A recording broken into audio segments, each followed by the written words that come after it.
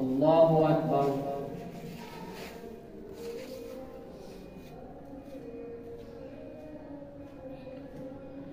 الحمد لله رب العالمين الرحمن الرحيم مالك يوم الدين إياك نعبد وإياك نستعين اهدنا الصراط المستقيم صراط الذين أنعمت عليهم غير المغضوب عليهم ولا الضالين. قال الملأ الذين استكبروا من قومه لنخرجنك يا شعيب والذين آمنوا معك من قريتنا أو لتعودن في ملتنا.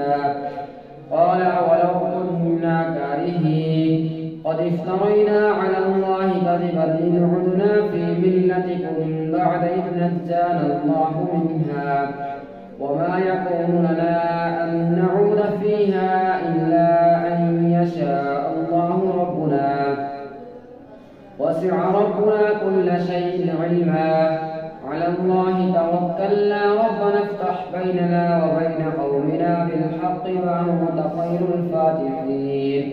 فقال الملأ الذين كفروا من قومه لئن اتبعتم شعيبا إنكم إذا لخاسرون. فأخذتهم الرجفة فأصبحوا في دارهم جاثمين. الذين كذبوا شعيبا كأن لم يغنوا فيها الذين كذبوا شعيبا كانوا هم الخاسرين. فتولى عنهم وقال يا قوم لقد أبلغتكم رسالات ربي ونصحت لكم فكيف آسى على قوم كافرين. وما أرسلنا في قرية من نبي إلا أخذنا أهلها بالبأساء والضراء لعلهم يضرعون. ثم بدلنا مكان السيئة الحسنة حتى عفوا وقالوا قد مس آباءنا الضراء والسراء فأخذناهم بغتة وهم لا يشعرون. ولو أن أهل القرى آمنوا واتقوا لفتحنا عليهم بركات من السماء والأرض ولكن كذبوا فأخذناهم بما كانوا يكسبون. أفأمن أهل القرى أن يأتيهم بأسنا بياتا وهم نائمون أو أمن أهل القرى أن يأتيهم بأسنا ضحى وهم يلعبون. أفأمنوا مكر الله فلا يأمن مكر الله إلا القوم الخاسرون. أولم يهد للذين يرثون الأرض من بعد أهلها أن لو نشاء أصبناهم بذنوبهم ونطبع على قلوبهم فهم لا يسمعون. تلك القرى نقص عليك من أنبائها ولقد جاءتهم رسلهم بالبينات فما كانوا ليؤمنوا بما كذبوا من قبل كذلك يطبع الله على قلوب الكافرين. وما وددنا لأكثرهم من عهد وإن وددنا أكثرهم لفاسقين. ثم بعثنا من بعدهم موسى بآياتنا إلى فرعون وملئه فظلموا بها فانظر كيف كان عاقبة المفسدين. فقال موسى يا فرعون إني رسول من رب العالمين حقيق على ألا أقول على الله إلا الحق قد جئتكم ببينة من ربكم فأرسل معي بني إسرائيل. قال إن كنت جئت بآية فأت بها إن كنت من الصادقين. فألقى عصاه فإذا هي ثعبان مبين ونزع يده فإذا هي بيضاء للناظرين. قال الملأ من قوم فرعون إن هذا لساحر عليم يريد أن يخرجكم من أرضكم فماذا تأمرون. قالوا أرجه وأخاه وأرسل في المدائن حاشرين يأتوك بكل ساحر عليم. وجاء السحرة فرعون قالوا إن لنا لأجرا إن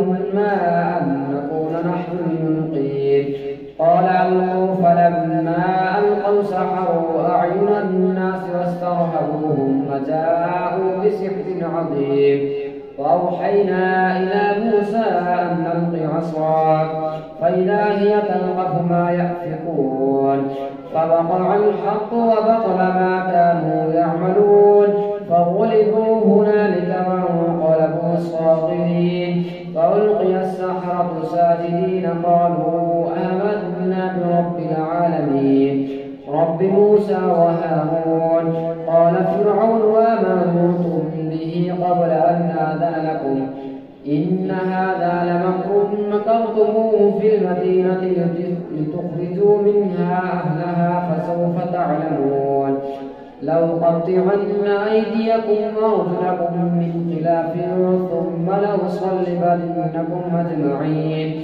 قالوا إنا إلى ربنا منقلبون وما تنقم منا إلا أن آمنا بآيات ربنا لما جاءتنا ربنا أفرغ علينا صبرا وتوفنا مسلمين وقال الملأ من قوم فرعون أتذر موسى وقومه ليفسدوا في الأرض ويذرك وآلهتك قال سنقتل أبناءهم ونستحيي نساءهم وإنا فوقهم قاهرون قال موسى لقومه استعينوا بالله واصبروا إن الأرض لله يورثها من يشاء من عباده والعاقبة للمتقين قالوا أوذينا من قبل أن تأتينا ومن بعد ما جئتنا قال عسى ربكم أن يهلك عدوكم ويستخلفكم في الأرض فينظر كيف تعملون ولقد أخذنا آل فرعون بالسنين ونقص من الثمرات لعلهم يذكرون فإذا جاءتهم الحسنة قالوا لنا هذه وإن تصبهم سيئة يطيروا بموسى ومن معه ألا إنما طائرهم عند الله ولكن أكثرهم لا يعلمون فأرسلنا عليهم الطوفان والجراد والقمل والضفادع والدم آيات مفصلات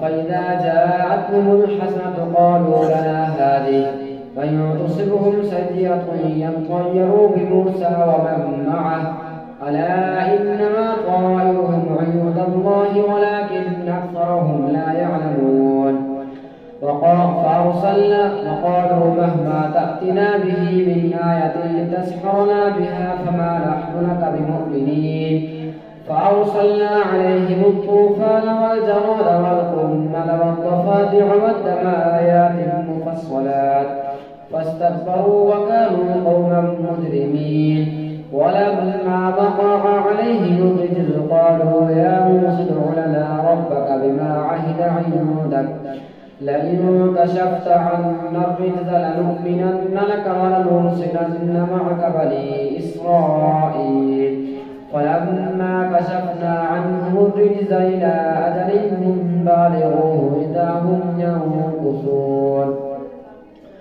فانتقمنا منهم فأغرقناهم في اليم بأنهم كذبوا بآياتنا وكانوا عنها غافلين وأورثنا القوم الذين كانوا يستضعفون مشارق الأرض ومغاربها التي باركنا فيها وتمت كلمة ربك الحسنى على بني إسرائيل بما صبروا ودمرنا ما كان يصنع فرعون وقومه وما كانوا يعرشون وجاوزنا ببني إسرائيل البحر فأتوا على قوم يعكفون على أصنام لهم قالوا يا موسى اجعل لنا إلها كما لهم آلهة قال إنكم قوم تجهلون إن هؤلاء متبر ما هم فيه وباطل ما كانوا يعملون قال غير الله يبغيكم إلها وهو فضلكم على العالمين وإذ أنجيناكم من آل فرعون يسومونكم سوء العذاب يقتلون أبناءكم ويستحيون نساءكم وفي ذلكم بلاء من ربكم عظيم. الله أكبر.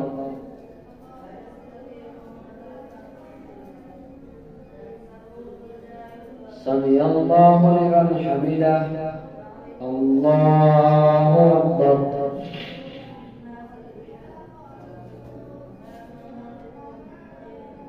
الله أكبر. الله أكبر.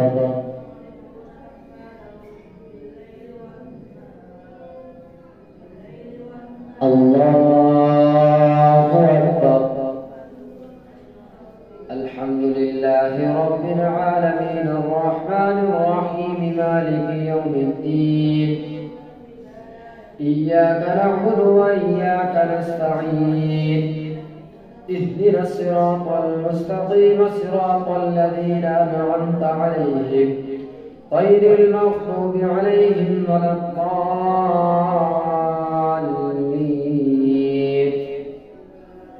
وواعدنا موسى 30 ليلة وأتممناها ب10 فتم ميقات ربه 40 ليلة.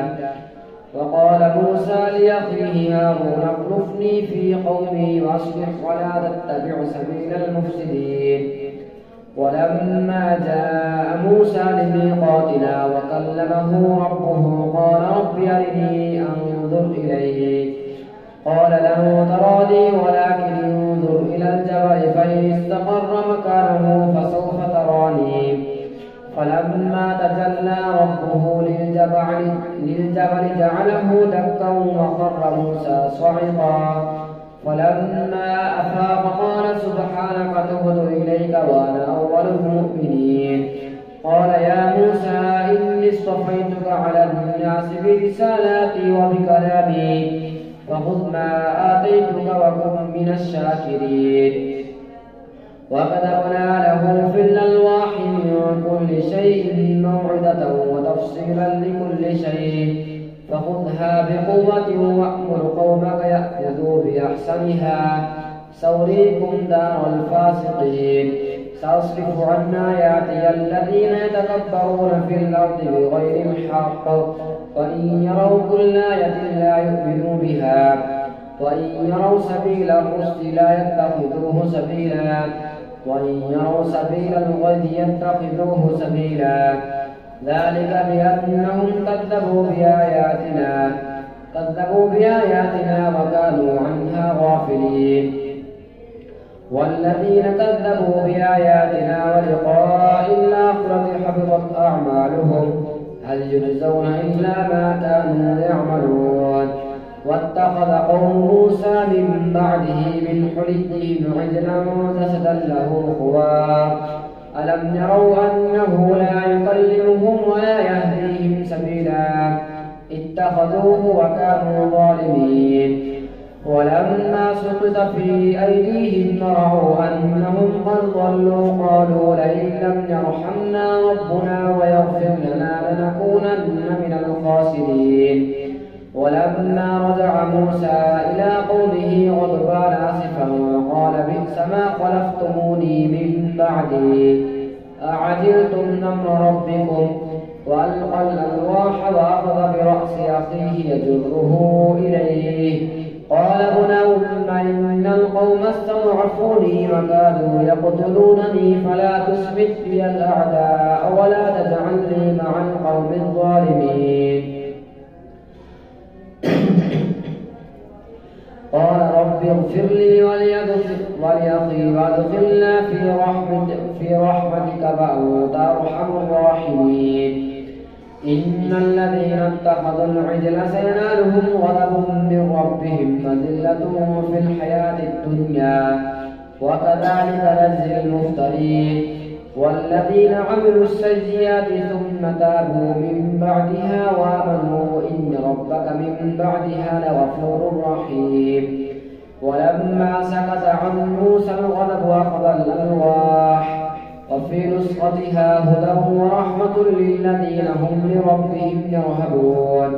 واختار موسى قومه 70 رجلا لميقاتنا ولما أخذتهم الرجفة قال رب لو شئت أهلكتهم من قبل وإياي أتهلكنا بما فعل السفهاء منا إن هي إلا فتنة تضل بها من تشاء وتهدي من تشاء أنت ولينا فاغفر لنا وارحمنا وأنت خير الغافرين واكتب لنا في هذه الدنيا حسنة وفي الآخرة إنا هدنا إليك قال عذابي أصيب به من نشاء ورحمتي وسعت كل شيء فسأكتبها للذين يتقون ويؤتون الزكاة والذين هم بآياتنا يؤمنون الذين يتبعون الرسول النبي الأمي الذي يجدونه مكتوبا عندهم في التوراة والإنجيل يأمرهم بالمعروف وينهاهم عن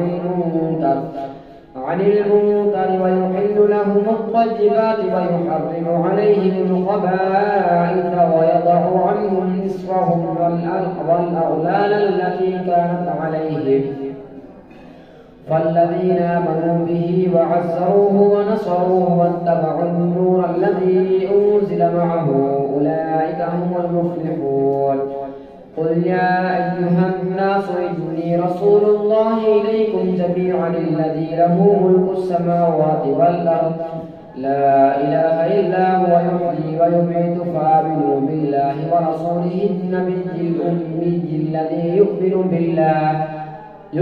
بالله وكلماته واتبعوه لعلكم تهتدون ومن قوم موسى أمة يهدون بالحق وبه يعدلون وقطعناهم 12 أسباطا أمما وأوحينا إلى موسى إذ استسقاه قومه أن اضرب بعصاك الحجر فانبجست منه 12 عينا قد علم كل أناس مشربهم وظللنا عليهم الغمام وأنزلنا عليهم المن والسلوى كلوا من طيبات ما رزقناكم وما ظلمونا ولكن كانوا أنفسهم يظلمون وإذ قيل لهم اسكنوا هذه القرية وكلوا منها حيث شئتم فقولوا حطة وادخلوا الباب سجدا نغفر لكم خطيئاتكم سنزيد المحسنين فبدل الذين ظلموا منهم قولا غير الذي قيل لهم فأرسلنا على الذين ظلموا رجزا من السماء بما كانوا يظلمون واسألهم فبدل الذين ظلموا منهم قولا غير الذي قيل لهم فأرسلنا عليهم رجزا من السماء بما كانوا يظلمون واسألهم عن القرية التي كانت حاضرة البحر إذ يعدون في السبت تأتيهم حيتانهم يوم سبتهم شرعا ويوم لا يسبتون لا تأتيهم كذلك نبلوهم بما كانوا يفسقون وإذ قالت أمة منهم لم تعدون قوما الله مهلكهم أو معذبهم عذابا شديدا قالوا معذرة إلى ربكم ولعلهم يتقون فلما نسوا ما ذكروا به أنجينا الذين ينهون عن السوء فأخذنا الذين ظلموا بعذاب بئيس بما كانوا يفسقون فلما عتوا